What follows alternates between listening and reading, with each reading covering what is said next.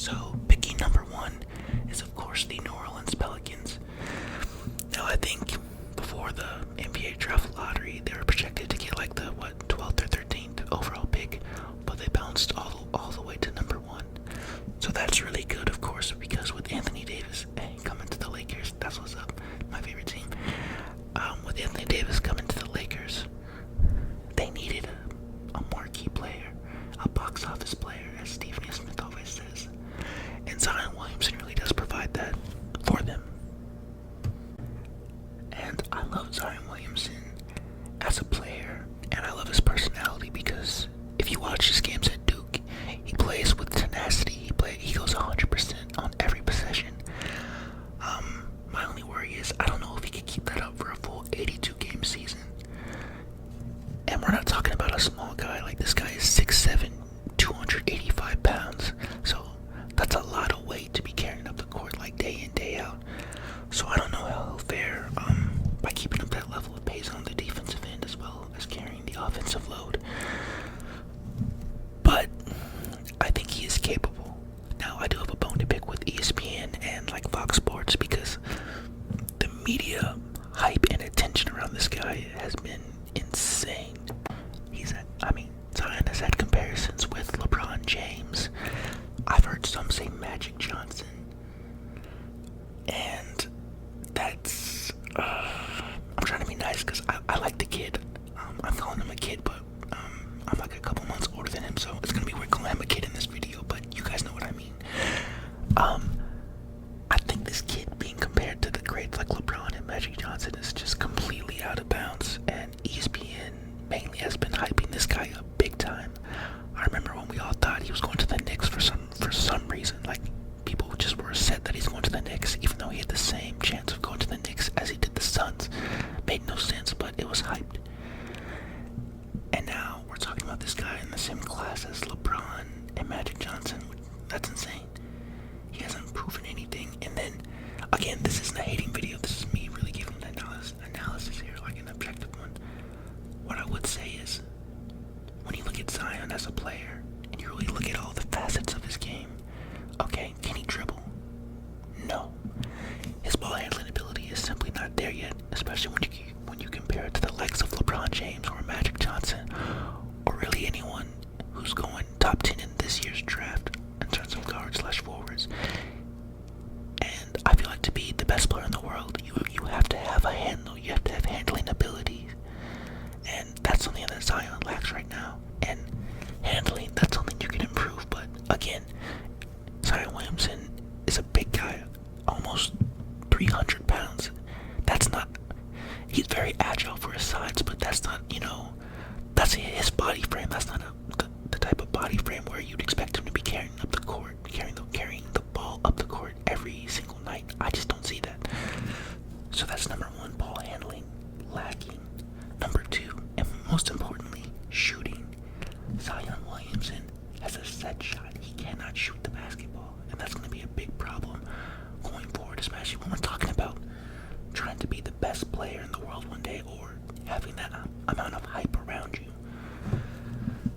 Shooting is where the league is heading. Think about it. If you're a center in this league and you can't shoot a three, or at least aren't decent at the three-point ball, then you're obsolete now. Like, you are on the bench. So that's a game changer. Steph Curry revolutionized the game. This is the way it is now. Very entertaining from a fan perspective, but again, that's something that Zion Williamson lacks. He has a set shot, and it will take. A shot is something that you can improve on, and you can definitely become an expert at it. I put him in the same class as Ben Simmons. I will say this: once they get a jump shot, they're going to become way more effective in the league. But obviously, just real quick, between those two, I take Ben Simmons personally. That's just me. Now, what I will say on that note, is Zion Williamson does have the passing ability. I remember watching, I was about to say the playoffs. I remember watching the NCAA tournament, and Zion was dribbling up the floor, and then he threaded a bounce pass to RJ Barrett, and that's the type of plays that this guy is capable of making. He's very good at looking up the court and seeing the open man, and that's a skill that most big men lack. So I'll give him that. He does have the passing ability.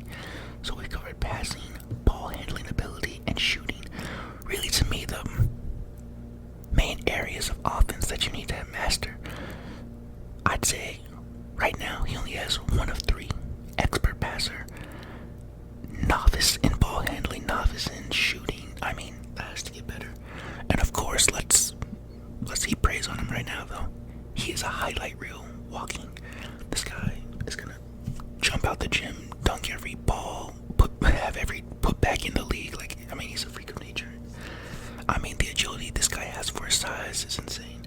And as you can see, like everyone, and of course including me in this video, we talk about his size because it's just a unique situation we have here. Even when LeBron came into the league, LeBron is known as a physical freak of nature, but check the tape. In 2003, LeBron was a very skinny kid. Like, it wasn't intimidating or imposing to see LeBron coming down on a fast break. At least not really. I mean, Zion Williamson is a full-grown man. Like, this guy is like 285, 6'7". You can't guard that coming down the lane, so I'll give him that. That's gonna be his calling card. But again, I don't know if that's sustainable. I really don't. And that's just mainly because I don't have a player I can compare him to in that sense. The best comparison I would make for Zion Williamson, if I had to make one, or could make one, would be Sean Kim. Sean Kim played for the Supersonics way back in the day, like the 90s and stuff like that. And he's a highlight reel dunker. He weighs the same weight as Zion Williamson. And they're very entertaining to watch. Sean Kim was the number 2 option on the Supersonics behind Gary Payton.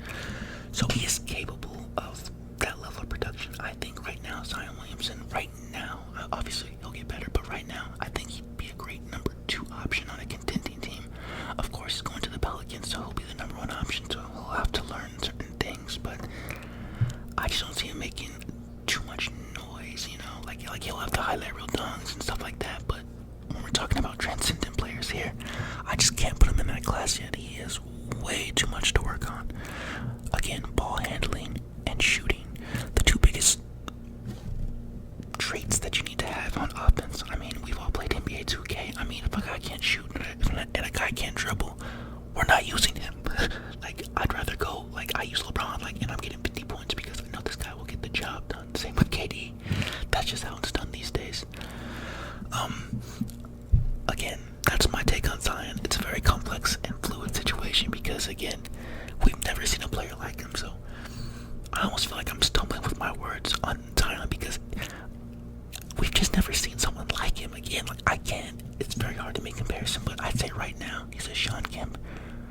At worst, he's a Sean Kemp. At best, if he develops all the things I mentioned, then he's in a class of his own because we've never seen anyone like him. Again, I've said that a lot, but it's just true. I mean, don't worry, I won't be saying it too much because he does have the potential to be a transcendent player. He's not there yet, the way people hype him up and talk about him, but he has the potential, definitely, and I would put him in a class of his own. No one's like Michael Jordan. I know Kobe tried, but no one's like Michael Jordan, let's be honest. No one's like LeBron James. And right now, no one's like Zion Williamson if he masters the fundamentals of the game. Ball handling and shooting. The number two prospect in the draft is Ja Morant. Now, Ja Morant is probably the most complete player in this draft. Again, the things I mentioned about Zion is the things that this kid has. Shooting ability. He's a high flyer, passing ability, and ball handling. Those are the key facets and traits that you need to be successful in this league, and he has them. Now, the Grizzlies have the number 2 pick, and it's set in stone. He's going there. If you're watching this video, then you probably know that Mike Conley the point guard for the Memphis Grizzlies, was recently traded to the Utah Jazz for Grayson Allen. That's my name too, so shout out Grayson Allen. Kyle Korver, a couple of first-round picks. So that's a good move for both teams. However, if I was the GM of the Memphis Grizzlies, I would have kept Mike Conley.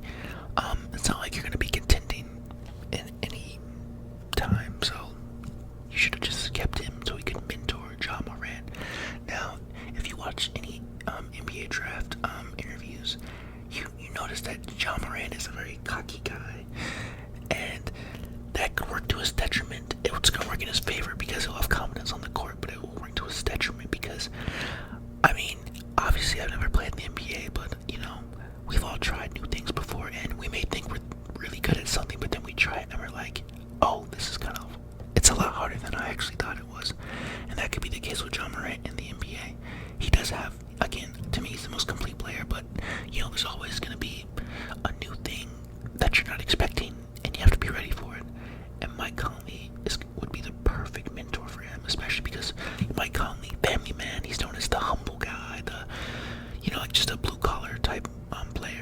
So I feel like that would have been a great rub-off effect for John Moran.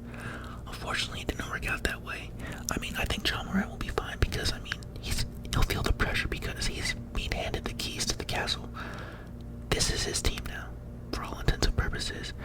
I'm blanking right now, but the fourth pick in last year's draft, Jarrett. Fourth overall pick went to Memphis, power forward. He really blossomed this season. I remember one game against Brooklyn this season, he had a career high of 36 points.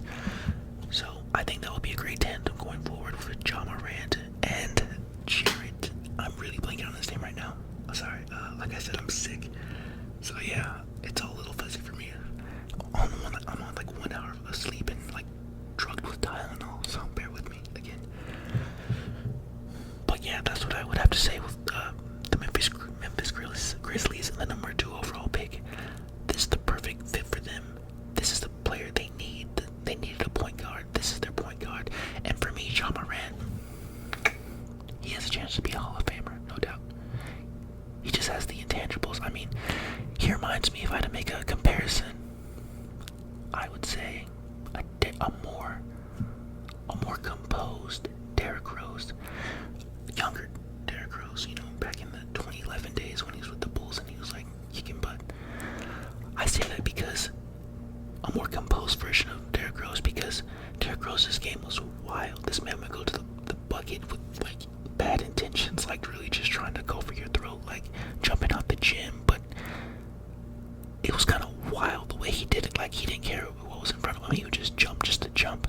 And I feel like with John Moran, he lets the game come to him, and that's probably because he's more of a composed passer. And when you have the passing ability like he does, then usually you let the game come to you, because in order to have to thread the needle of passes, that you need to have a very high basketball IQ. So he knows that stuff, and that's why he's patient when it comes to high flying dunks and stuff like that.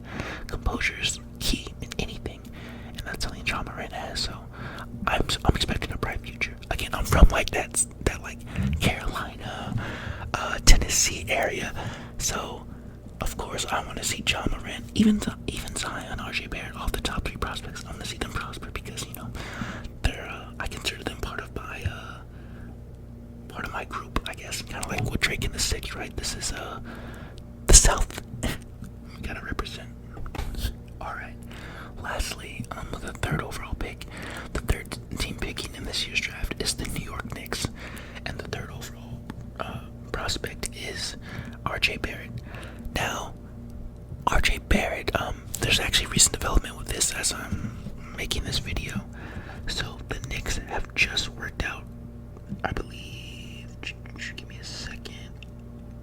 They worked out 2 players. They worked out UNC guard Darius Garland. Oh, sorry, they worked out UNC guard Kobe White, and they worked out Darius Garland, the small forward. And they did that today, the day of the NBA draft. So this is a weird one because, you know, some teams do that so they can second guess, you know, other teams about players that they might pick. But I don't really know what the Knicks are trying to do here, because RJ Barrett is clearly the 3rd best overall prospect in my opinion, and on everyone else's draft board. So, and the Knicks aren't in any position to mess this up. I mean, if you watch my NBA free agency video, I talked about how, you know, KD going to the Knicks, KD as in Kevin Durant, going to the Knicks next season is very unlikely with the ruptured Achilles. So you're gonna need something to sell tickets. You're not good in Zion. You're not good in John Morant. You better get RJ Barrett. RJ Barrett is still a high flyer, 6'5", and he'll score a lot of points. He's one of those guys that will get you a lot of buckets in a hurry. And if you watch the 2 games closely this year, you notice how in the final possessions of a game, Coach K would actually give the ball to RJ Barrett instead of Zion Williamson. And that's a good trait to have, because as Skip Bayless says, that's known as the clutch gene. The clutch gene is an important quality to have for any great star. MJ, Kobe, LeBron. You need that to be considered among the best, and if RJ has that, that's going to be electric for the Knicks and the Madison Square Garden. They know they need that tenacity, that fire, because they haven't had that. Kevin Knox of last year's draft, he's a decent piece, but I think Kevin Knox is more like a Harrison Barnes. He'll make a lot of money in this league, and he'll be a solid nothing that makes you turn your head. But RJ Barrett, I think I'm gonna use this analogy, but I don't think they're similar in the way they play, but I think they're similar in the rules that they may have. Chris Middleton is what comes to mind when I think about RJ Barrett. He'll be a borderline all-star. He'll make multiple all-star teams because he's in the East, but you know, I can't see him being transcended. I know I mentioned the top 3 being transcended, but now that I really think about it, and while I'm making this video, I'm actually watching highlights of the game, of his game. So now that I see it, it's a very, it's just a very average game for the NBA standard, at least. If you remember, in the 2013 draft, I believe there was this guy named Ben McLemore, and he was projected to be a perennial all-star. And it just didn't happen that way because some games just don't translate to the NBA that well. Even though Ben McLemore, high flyer, and he was able to close in big games, but he never really panned out. So unfortunately, I could see RJ Barrett being that at worst case. At best case, I could see him being a Chris Middleton. And that's an interesting spectrum because the drop-off is kind of bad when you look at it from that perspective. So yeah, upon doing this review, looking over my notes, I say this is only a two-player draft, really. Zion Williamson, transcendent, or the potential to be transcendent. John Morant, at best case, he becomes equivalent to like a Derrick Rose, but a healthy D Rose gets buckets and can ball. Put some respect on that guy's name. I'm sure, actually, believe it or not, I think he'll probably get some workouts in with Derrick Rose. As you know, Derrick Rose went to Memphis University, so I mean there's a connection there, and people have mentioned that they do have a similar game. So I mean, and Derrick Rose is a nice guy, so I could see him working out with him over the summer. And that'd be really good for Ja. So I'm looking forward to that personally. So that's pretty much the lay of the land for these 3 teams, and that pretty much does it for this video. Now there may be a follow-up video to this dropping on Friday, along with my anxiety and depression video where I just talk about my thoughts on that, because mental health is very important to me. But I may make a follow-up depending on what happens. Like I said, you never know with James Dolan and the Knicks. Something crazy could happen. They could trade, I don't know, their whole team for the 21st pick because they're that clueless. So who knows if RJ Barrett goes there. David Griffin for the New Orleans Pelicans. He's a sound GM, so I can't see him messing this up, but there is a possibility. We don't know. That's what makes it exciting, honestly. So we'll wait and see. But that's my prediction on these players, on their